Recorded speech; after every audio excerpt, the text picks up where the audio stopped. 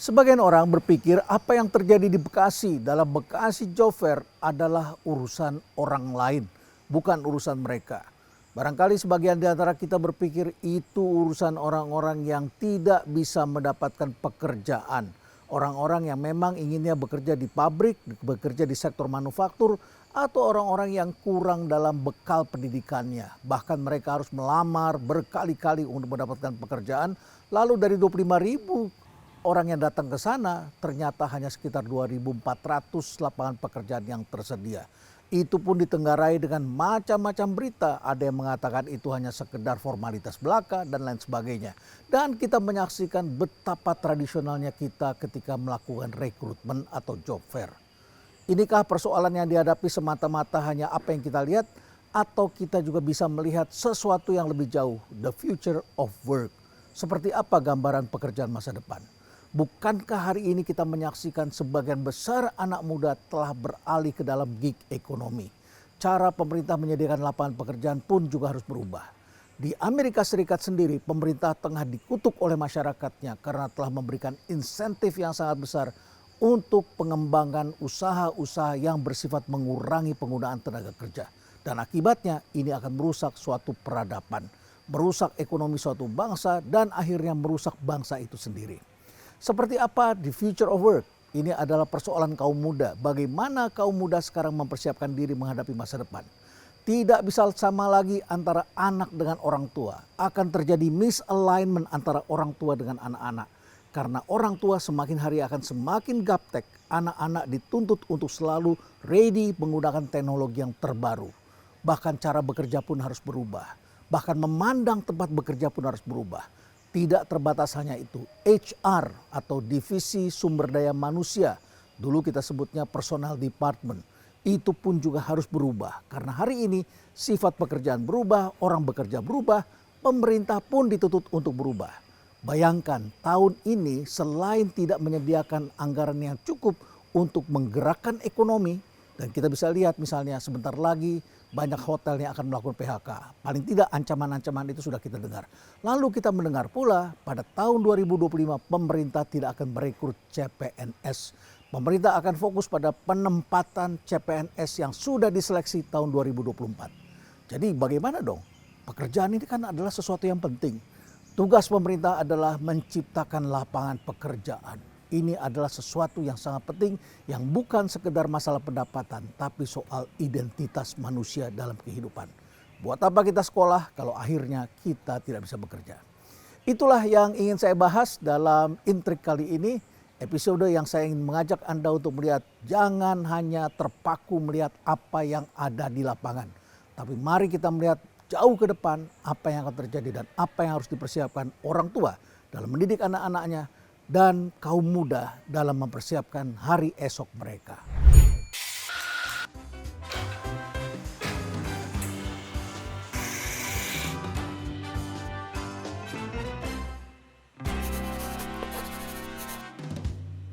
Apa sih yang terjadi ketika kita menyaksikan ada ribuan orang antri berebutan QR code? Padahal mereka datang ke sana bukan untuk belanja, tetapi mereka untuk mencari pekerjaan. Itu terjadi di Bekasi Job Fair yang sudah kita saksikan beritanya, menjadi berita perbincangan di mana-mana. Kemudian masyarakat mengujikan pekerjaan cuma sedikit, tapi yang mendaftar banyak. Ada sekitar 25.000 orang yang hadir, tetapi kabarnya yang tersedia cuma 1/10-nya.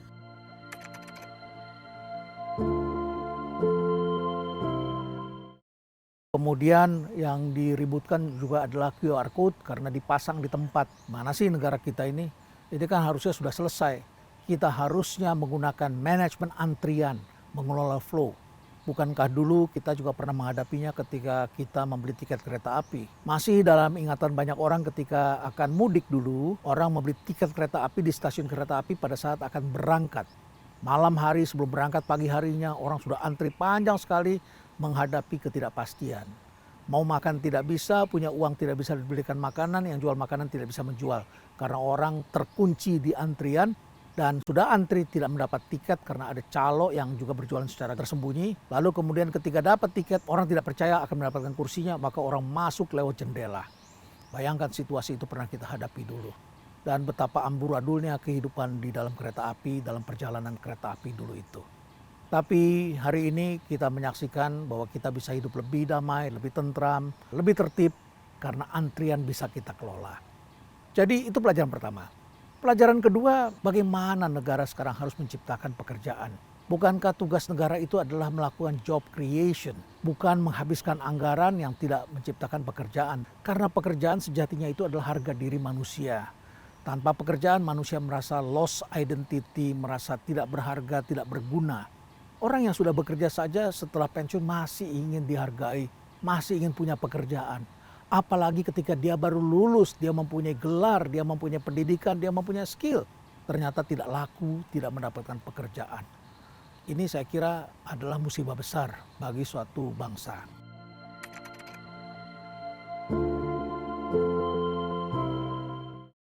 Tentu saja kita harus menciptakan situasi ekonomi yang kondusif. Seperti yang terjadi di negara-negara yang masih berhasil menciptakan pekerjaan. Siapa mereka? Vietnam, Kamboja, India, Pakistan, Bangladesh. Mereka masih menciptakan pekerjaan. Walaupun juga ada riak, krisis di negara itu, tapi mereka berhasil menciptakan pekerjaan. Bahkan Kamboja terlepas dari segala menakutkan lapangan pekerjaan di sana, ternyata kaum muda masih membicarakannya di sosial media untuk bekerja. Sehingga tidak mengherankan kalau sekarang meningkat jumlah orang yang berangkat ke Kamboja, orang Indonesia, itu meningkat 11 kali lipat dibandingkan tahun 2020. Yang berangkat ke sana menurut catatan dari KBRI kita di sana, itu hanya sekitar 14.000 orang. Tapi pada tahun 2024, jumlahnya meningkat 11 kali lipat menjadi sekitar 166.000. Bayangkan itu, terjadi peningkatan yang sangat besar. Kamboja saja menjadi kunjungan, walaupun kemudian orang bicarakan hati-hati dengan ginjalmu, harganya itu mahal, dan orang kemudian bisa mencuri dan kemudian melakukan operasi sembunyi-sembunyi di rumah sakit milik militer dan lain sebagainya.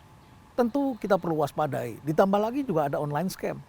Jadi terlepas bahwa Kamboja itu menciptakan lapangan pekerjaan, tentu ada hal-hal yang perlu diwaspadai oleh kaum muda. Tapi baiklah, negara-negara itu juga menciptakan situasi ekonomi yang kondusif untuk para investor.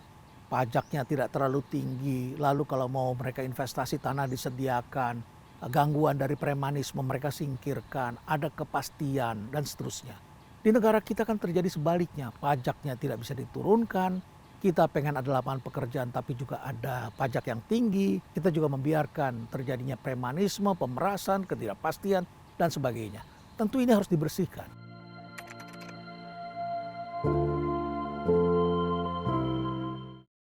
Mari kita bedah satu persatu.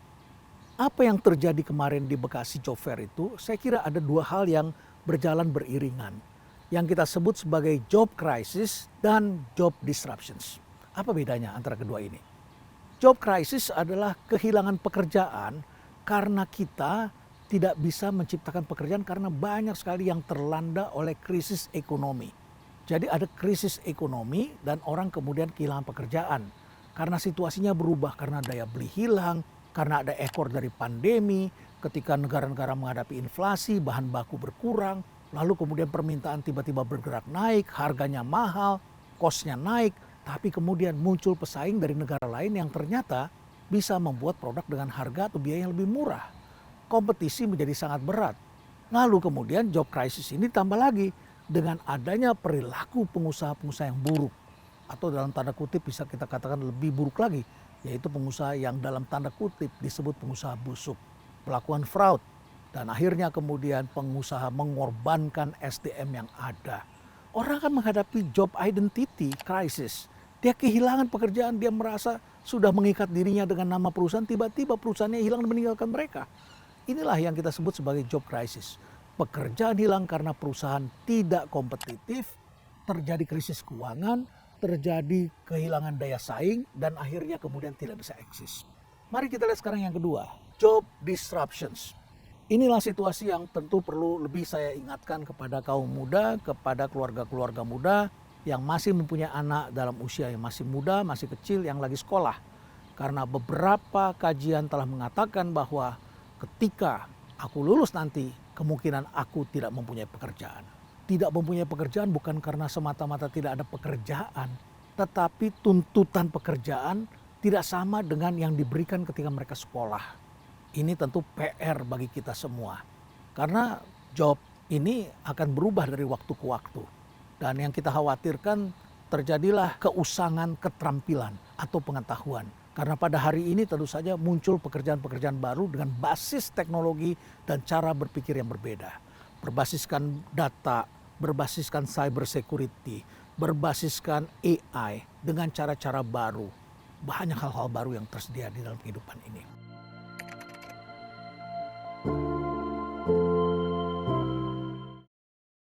Saya bisa bercerita barangkali situasi yang kurang lebih sama ketika revolusi industri bergeser dari 1.0 yaitu kereta api menjadi 2.0 ketika motor penggeraknya adalah otomotif, industri mobil. Nah, pada saat industri mobil mulai berkembang pada tahun 1910-1920, Ford tiba-tiba menciptakan cara kerja baru yang membuat harga mobil menjadi sangat murah. Jadi mereka menciptakan dua hal, sistem ban berjalan di mana orang tidak perlu datang ke mobil untuk melakukan pekerjaannya, tetapi mobil datang ke dia, bergerak ke sampingnya dia, dan kemudian pekerja ini bisa melakukan pekerjaannya di situ. Kemudian mobil itu bergerak lagi ke depan sesuai dengan jumlah waktu yang dibatasinya. Yang kedua, mereka melakukan standarisasi sehingga semua mobil itu rodanya sama, bodinya sama, warnanya sama, mesinnya sama, standarisasi. Efeknya biaya per unitnya menjadi murah. Karena biaya per unitnya jadi murah, harga jualnya murah, lapangan pekerjaan yang diciptakan jadi semakin banyak. Karena banyak orang ingin beli mobil. Karena orang ingin beli mobil, maka industri baja laku, industri kaca laku, industri karet, ban, dan seterusnya. Lalu kemudian industri penopangnya juga tumbuh. Industri konstruksi, dealership, penjualan mobil, pembiayaan, lalu kemudian industri perjalanan. Konstruksi, perjalanan, hotel, kemudian restoran siap saji, hiburan, nonton itu dulu kan orang dari dalam mobil. Nah, industri ini kemudian berkembang, lapangan pekerjaan tumbuh. Lantas di mana masalahnya? Masalahnya adalah sebagian besar orang pada saat itu investasinya adalah pada bengkel kereta kuda. Dulu kan orang pergi kemana-mana dengan kereta kuda. Masih bisa kita lihat kok kalau kita buka YouTube, ada tuh suasana New York tahun 1920-an. Kereta kuda itu lari kencang sekali, ada kereta kuda yang kudanya 4 ekor, 8 ekor. Dan orang yang duduk di atas itu adalah para eksekutif, itu bisa belasan orang di atas kereta kuda. Tidak mengherankan banyak sekali orang yang mempunyai keahlian merawat kuda, merawat kendaraan kuda, kereta kudanya, kemudian bekerja di peternakan kuda, dan seterusnya terkait dengan kuda. Kali ini terkait dengan mesin, ini kan menjadi sulit bekerja di sektor industri manufaktur ini. Itulah yang terjadi karena ada disrupsi. Saya beruntung karena saya dibesarkan ketika terjadi peralihan dari industri 2.0, 3.0 ke 4.0. Nah, sampai 4.0 ini masih kurang lebih saling berhubungan. Bukankah kita menyaksikan perubahan itu terjadi perlahan-lahan walaupun cukup mengecaukan. Tapi sekarang perubahannya mulai berlari sangat cepat sekali. Ketika bergerak sangat cepat, yang kita khawatirkan adalah industri yang sekarang tidak cukup untuk bisa bersaing menghadapi persaingan dengan cara-cara baru. Kita tidak memiliki SDM yang cukup ketika kita harus menciptakan pekerjaan-pekerjaan baru. Jadi sayang sekali anak-anak muda kalau tidak memiliki kemampuan-kemampuan tertentu.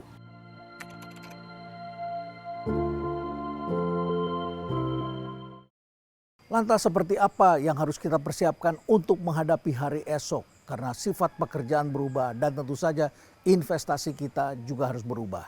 Inilah 9 hal yang menyangkut the future of work yang perlu dipersiapkan oleh para manajer sumber daya manusia, oleh para pemimpin perusahaan, oleh orang tua dalam melakukan investasi pada anak-anaknya, dan tentu saja juga bagi anak-anak muda itu sendiri dalam menghadapi masa depan. Lalu apa dong peran pemerintah? Pemerintah juga perlu menimbang-nimbang, mereview kembali strategi dalam menciptakan lapangan pekerjaan. Mari kita lihat 9 hal ini yang menyangkut soal pekerjaan di masa depan. Yang pertama, otomatisasi dan AI. Otomatisasi dan AI bukan hanya sekedar menolong manusia, tetapi telah terbukti berhasil merampas pekerjaan manusia.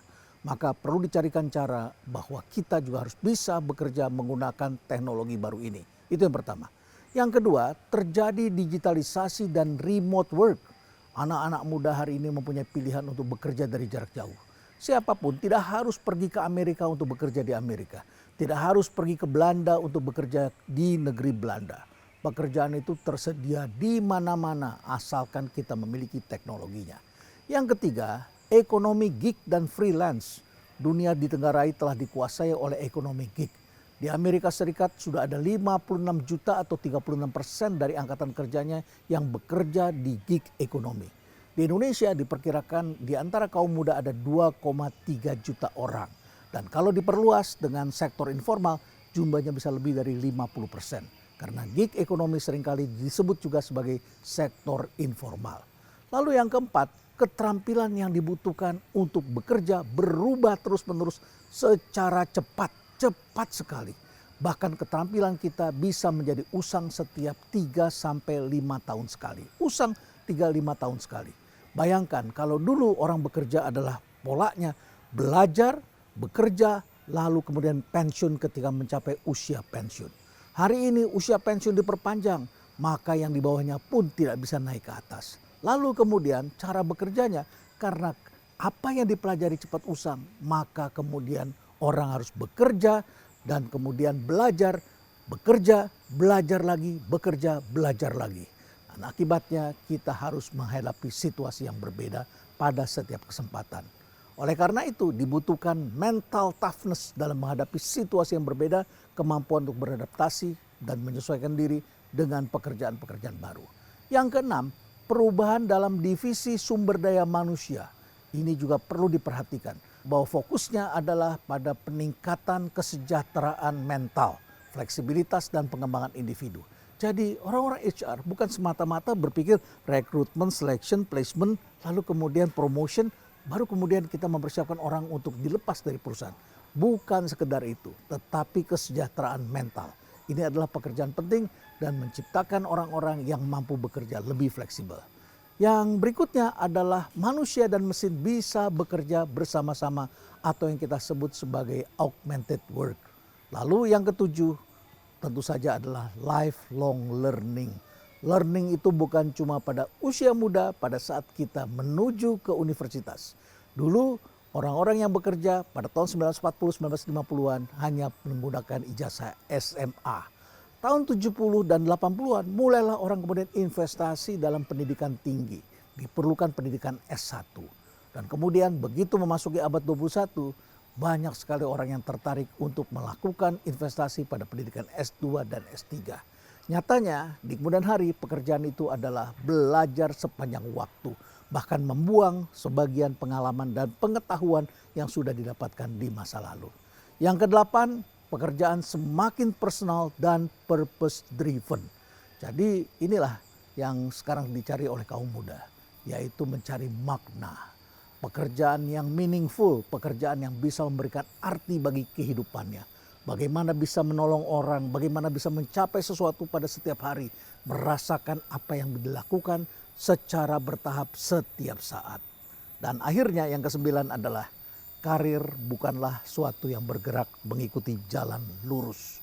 Di universitas ada yang pernah mengeluarkan kebijakan bahwa untuk menjadi seorang guru besar diperlukan kebijakan atau pengetahuan yang bersifat linier. Dari ilmu A menjadi ilmu A, menjadi ilmu A. Semakin dalam, S1, S2, S3 terus menerus seperti itu. Sedangkan karir manusia ke depan tidak bergerak seperti itu. Karir manusia ke depan bergerak zigzag berpindah-pindah. Bahkan seorang guru bisa menjadi seorang penulis. Bahkan kemudian sekarang dikenal sebagai multi-hyphen career. Ini tidak lain adalah bagaimana seorang bisa mengkombinasikan pekerjaan yang sangat berbeda, bahkan sangat bertentangan. Yang satu pekerjaan sangat serius, yang satu pekerjaan yang bersifat sangat kreatif, lalu kemudian melayani orang. Jadi pekerjaan itu bersifat multi-hyphen. Dengan demikian, maka keahlian pun bisa berkembang. Manusia harus menjadi manusia yang seutuhnya, tidak lagi menjadi manusia yang spesialis.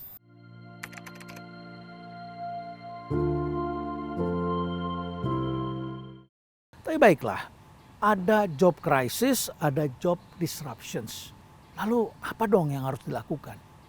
Begini, keluarga-keluarga muda tentu harus ingat bahwa siapapun yang bekerja itu juga harus melakukan investasi. Dan investasi yang terbaik itu adalah investasi pada dirimu. Investasi pada keterampilan, pada pengetahuan. Nah, investasi pada keterampilan pengetahuan ini tentu tidak bisa 100% diserahkan pada sekolah. Pada sistem persekolahan, pendidikan tidak bisa 100%. Sementara dunia persekolahan kita juga harus berubah. Berkali-kali saya katakan bahwa dalam menghadapi disrupsi ini, dunia pendidikan benar-benar harus diperbaiki dan melakukan transformasi besar-besaran. Apa yang harus dilakukan? Sekolah-sekolah vokasi misalnya itu harus melakukan kemitraan total dengan dunia usaha yang tumbuh. Sekarang ini kan yang terjadi hanya dijadikan tempat untuk magang. Tidak dipersiapkan mentalnya, tidak dipersiapkan kurikulumnya, tidak dipersiapkan tempatnya, sehingga mereka hanya melakukan pekerjaan yang sangat sederhana. Seharusnya itu ada kemitraan yang bersifat tetap bertahun-tahun, sehingga gurunya juga menjadi advisor atau menjadi supervisor di dunia industri. Sehingga kemudian terjadi pertukaran di situ, apapun juga yang mau dihasilkan harus sesuai dengan tuntutan industri baru. Nah, kemudian yang kedua, sifat orang belajar tentu harus lebih adaptif. Yang perlu ditanamkan hari ini adalah sikap untuk belajar terus-menerus. Bahwa kapanpun, dimanapun orang berada, dia tetap harus belajar lagi. Karena skill mereka akan segera obsolete. Dulu saya katakan 5-10 tahun sekali. Tapi sekarang bisa jadi 2-3 tahun sekali. Karena sekarang AI itu sudah menyangkut generative AI. Dan akan lebih cepat lagi perubahan itu terjadi. Tentu saja tidak cukup hanya hal-hal seperti itu. Kita juga perlu membangun mental yang tangguh. Bagaimana kita menghadapi situasi baru yang tidak mudah. Karena kalau tidak, yang didapat itu adalah mental health problem. Anxiety, cemas, dan lain sebagainya. Menghadapi situasi baru ini kan kadang-kadang nanti di usia 40 kalian harus mulai belajar lagi. Kalian akan kehilangan pekerjaan-pekerjaan yang sudah stabil. Dan ketika pekerjaan itu hilang, maka manusia akan merasakan kehilangan identitas. Loss of identity. Kok saya dibuang? Padahal kan saya sudah related dengan perusahaan. Saya terkait dengan nama perusahaan. Perilaku saya sudah terbentuk di perusahaan itu. Tiba-tiba saya kehilangan. Jadi ketangguhan mental ini menjadi sangat penting untuk kita bangun. Maka saya pun di Rumah Perubahan menghidupkan kembali self-driving camp. Tidak lain adalah untuk membentuk generasi baru yang memiliki ketangguhan menghadapi masa depan nanti. Memiliki self-discipline, mengenal self-nya, lalu mempunyai self-initiative, dan kemudian bisa bergerak ke depan agar mereka tidak menjadi passenger dalam kehidupan. Tapi mereka menjadi a driver for change. Itu yang saya kira perlu kita ciptakan di masa depan. Akhirnya tentu saja saya harus menutup percakapan ini dari apa yang kita saksikan di Bekasi. Percayalah bahwa ini bukanlah yang terakhir.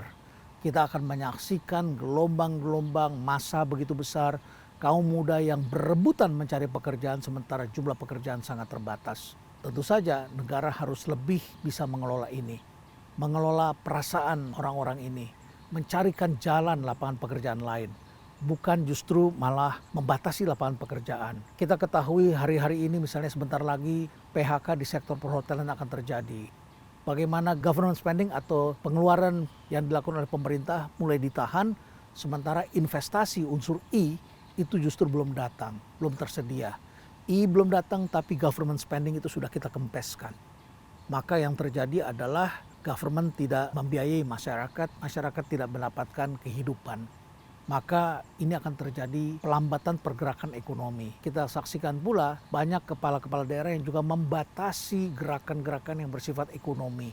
Kalau itu terjadi ya sudah, semakin sempit kesempatan masyarakat untuk mendapatkan rezeki atau pekerjaan yang bisa diciptakan oleh sektor UMKM. Akhirnya saya ingin mengutip apa yang disampaikan oleh seorang ekonom dan sosiolog Edward White. Dia pernah mengatakan bahwa dengan pekerjaan ada masa depan. Tanpa pekerjaan ada kematian perlahan-lahan di semua sektor yang menciptakan kesejahteraan dan kebahagiaan. Apakah itu maksud dari kita melakukan ini semua? Saya kira tentu bukan itu. Negara, para pemerintah daerah, para pelaku usaha tentu harus tetap berupaya menciptakan pekerjaan. Job creation. Bagaimana menurut pendapat Anda? Stay relevant.